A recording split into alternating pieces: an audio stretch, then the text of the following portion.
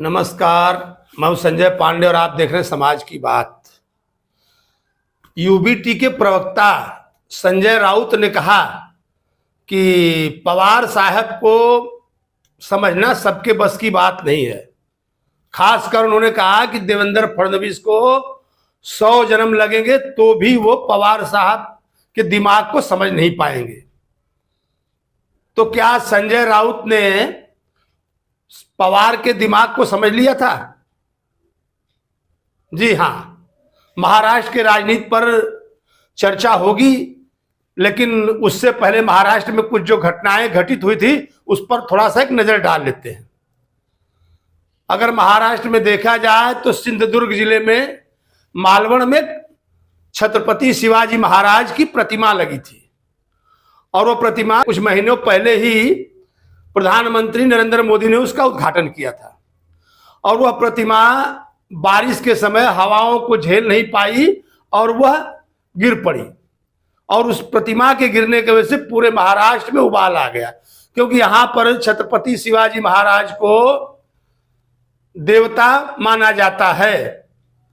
और उसके बाद अपने जगह जगह के भाषणों में यहां पर डिप्टी सीएम अजित पवार, यहाँ के मुख्यमंत्री एकनाथ शिंदे जी और खुद प्रधानमंत्री नरेंद्र मोदी जी ने अपने कई जगह भाषणों में बार बार इसके लिए माफी मांगी कि ये जो अपमान हुआ प्रतिमा का उसके लिए हम क्षमा प्रार्थी हैं। और उसी पर यहाँ की जो महाविकास अघाड़ी है, कांग्रेस, शिवसेना, यूबीटी और राष्ट्रवादी शरद पवार गुट, इन लोगों ने एक बार मुंबई में एक विरोध का आयोजन किया था, चप्पल मार आंदोलन। और शायद जो उनके मन में टीस थी यहां पर सरकार को लेकर के और यहां के मुख्यमंत्री को लेकर के, तो खुद इसमें पूर्व मुख्यमंत्री उद्धव ठाकरे आए थे और उन्होंने चप्पल मार करके जो उनके मन की भड़ास थी उन्होंने निकाला था। अजित पवार ने यह कहा कि जो पूर्व सीएम थे उद्धव ठाकरे, उनको यह शोभा नहीं देता था कि ठाकरे जी आए और वर्तमान मुख्यमंत्री एकनाथ शिंदे के ऊपर, उनके तस्वीर के ऊपर चप्पल से मारे। ये तो बात हो गई सिंधुदुर्ग में जो छत्रपति शिवाजी महाराज की प्रतिमा के बारे में। और हमने शुरुआत में जो कहा है आपसे कि महाराष्ट्र की राजनीति कितनी करवटें बदल रही है, जरा उस पर आप ध्यान दें। कुछ दिनों में आजकल अगर देखा जाए तो कई बार डिप्टी सीएम अजित पवार से लोगों ने पूछा कि क्या आपने बारामती में जो ननद और भौजाई को आपस में लड़वा दिया तो क्या ये सही था? तो उन्होंने कई जगह पे कहा कि शायद हमसे गलती हुई, हमें परिवार को इस बीच में नहीं लाना चाहिए था। और हो सकता है कि अब की बार बारामती से deputy CM Ajit Pawar election ना लड़े। क्या मालूम बारामती के प्रति उनके दिमाग में क्या चल रहा है। उन्होंने कहा था कि अगर आज किसी को देखना है तो विकास जाके बारामती में देख ले कि बारामती की सड़कें कैसी हैं, पहले कैसे हुआ करती थी। ये तो हुई सड़कों और अजित पवार की राजनीति। लेकिन मैं आ रहा हूं उसी बात पर कि जिस पर संजय राउत ने कहा कि अगर देवेंद्र फडणवीस 100 जन्म भी ले लेंगे तो वो पवार साहब के दिमाग को नहीं समझ पाएंगे। तो आखिर ये बात उनके समझ में क्यों नहीं आई? अगर देखा जाए तो लोगों का कहना था कि जो शिवसेना यूबीटी के चाणक्य थे वो संजय राउत जी ही थे, क्योंकि आप देखेंगे कि शुरुआत में लेकर के जब ये इलेक्शन हुआ था 2019 वाला और इन पार्टियों का गठबंधन आपस में टूटा, शिवसेना ने बीजेपी के ऊपर इल्जाम लगाया कि इन्होंने बंद कमरे में गृह मंत्री अमित शाह ने कहा था कि हम शिवसेना को मुख्यमंत्री पद देंगे और अपने वादे से मुकर गए। जबकि जगह जगह भाषणों में प्रधानमंत्री ने स्वयं के भाषणों में भी मुख्यमंत्री देवेंद्र फडणवीस को चेहरा बनाया था। और श्रीमान उद्धव ठाकरे जी का कहना था कि अमित शाह ने उनसे बंद कमरे में वादा किया था कि मुख्यमंत्री की कुर्सी उनकी पार्टी को दी जाएगी।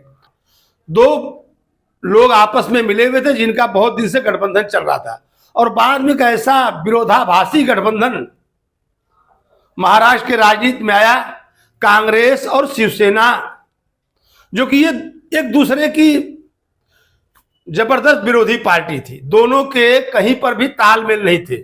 आप देखेंगे तो वीर सावरकर को लेकर के, हिंदुत्व के मुद्दे को लेकर के जगह जगह इन लोगों में आपस में काफी टकराव था, लेकिन फिर भी दो विरोधी पार्टियां एक झंडे के नीचे आई। देखा जाए तो जो ये गठबंधन बीजेपी और शिवसेना का टूटा था और शिवसेना में जो बिखरा हुआ था, तो इसकी कमी कहीं ना कहीं भाजपा को तो हमेशा रह गई, क्योंकि इन्होंने जब अजीत पवार को लिया और सोचा कि शायद लोकसभा में हमारी स्थिति सुधर जाएगी, लेकिन ऐसा हुआ नहीं, क्योंकि कार्यकर्ताओं के जो दिल थे वो आपस में मिले नहीं। ये तो रही इनकी बात, लेकिन अगर इसका नफा या नुकसान अगर देखा जाए तो घाटे में तो शिवसेना भी रही, क्योंकि शिवसेना के टुकड़े होने के बाद भी जो कद जितनी सीटों पर लोकसभा में शिवसेना यूबीटी लड़ी थी और अपनी मनमानी सीटें उन्होंने लिया था, लेकिन उनको उस हिसाब से सफलता मिली नहीं। अगर देखा जाए तो उसमें जो स्ट्राइक रेट कांग्रेस का रहा वो अच्छा रहा, और उससे भी बेहतर स्ट्राइक रेट शरद पवार की पार्टी का रहा। और शिवसेना यूबीटी का जो कद था वो काफी बौना साबित हो गया। और जिसकी समझ आज जो विशेषज्ञ हैं वो बता रहे हैं कि इस चीज का असर आज शिवसेना यूबीटी की सेहत पर पड़ रहा है। जैसे अभी हाल ही में जो ये चर्चा छिड़ी थी जिस पर संजय राउत ने कहा था, तो उस पर यही चर्चा हुई थी कि देवेंद्र फडणवीस ने कहा था कि शरद पवार जी के यहां मीटिंग हुई थी, उसमें 3-4 मुख्यमंत्रियों के नाम सुझाए जा रहे थे, जिसमें उद्धव ठाकरे जी का नाम नहीं था। इसी बात को लेकर के ये संजय राउत का बयान आया था कि उसमें उद्धव ठाकरे जी का नाम नहीं था। तो क्या अब जो इनका कद था वो इस कदर कमजोर हो गया? इस बात की जो लोगों के अंदर एक जागरूकता जगी थी उसकी वजह मैं बता रहा हूं, क्योंकि शिवसेना यूबीटी ने कहा था कि आप मुख्यमंत्री का चेहरा आगे करके चुनाव लड़िए, उद्धव ठाकरे जी को मुख्यमंत्री के चेहरे के रूप में प्रस्तुत करिए। लेकिन पवार साहब ने सीधे सीधे मना कर दिया। उन्होंने कहा कि नहीं, इलेक्शन के बाद देखा जाएगा कि इसकी कितनी सीटें आती हैं, उस हिसाब से देखा जाएगा कि मुख्यमंत्री किसका बनेगा। और मैं आपको बताऊं कि एक बार फार्मूला हुआ था कि सब लोग लड़ेंगे कितने कितने सीटों पर, तो बोले सभी लोग बराबर बराबर सीटों पे लड़ेंगे, यानी कांग्रेस, शिवसेना यूबीटी और शरद पवार गुट तीनों बराबर सीटों पर महाराष्ट्र के अंदर विधानसभा में लड़ेंगे। इसका यह मतलब हो गया कि अब कोई बड़ा भाई नहीं रह गया, सभी बराबर हैं। और जब सब बराबर लड़ेंगे तो सीटें किसकी कितनी आती है तो देखने वाली बात है।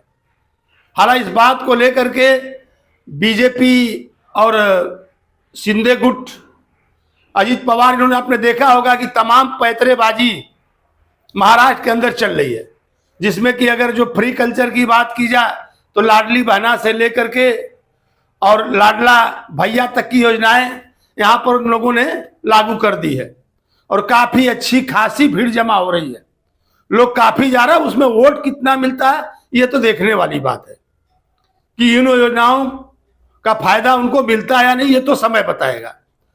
तो अगर देखा जाए तो हमने कहा कि पवार साहब के दिमाग को, और ये बात वाकई फेमस है कि पवार के दिमाग को कोई समझ नहीं सकता।